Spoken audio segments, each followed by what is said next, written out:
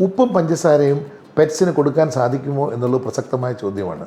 ആദ്യം ഉപ്പിനെ പറ്റി നമുക്ക് സംസാരിക്കാം. ഉപ്പ് അവിഭാജ്യ ഘടകമാണ്. നമ്മൾക്ക് തന്നെ ഉപ്പ് ആവശ്യമാണ്. എന്നാൽ ഉപ്പ് അധികമായാൽ നമ്മൾക്കും ഹൈപ്പർ ടെൻഷൻ അഥവാ ഇൻക്രീസ്ഡ് ബി പി കൂടും. അതുപോലെ തന്നെ കിഡ്നിക്ക് സാരമായ ദോഷങ്ങളുണ്ടാകാനുള്ള സാധ്യത, ലിവറിന് ദോഷങ്ങളുണ്ടാകാൻ സാധ്യത.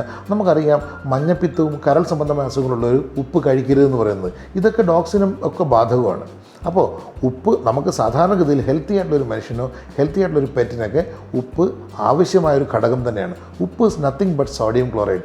സോഡിയവും ശരീരത്തിന് ആവശ്യമാണ്, ക്ലോറിനും ശരീരത്തിന് ആവശ്യമാണ്. അതുകൊണ്ട് ഉപ്പ് കൊടുക്കുന്നതിൽ യാതൊരു ബുദ്ധിമുട്ടുമില്ല. നിങ്ങൾ ഒരു കഷ്ണം പെറ്റ് ഫുഡ്, ഏതെങ്കിലും ഒരു പെറ്റ് ഫുഡ് എന്നത് ചവച്ച് നോക്കൂ. അതിൽ ഉപ്പ് ചേർത്തിട്ടുണ്ട്.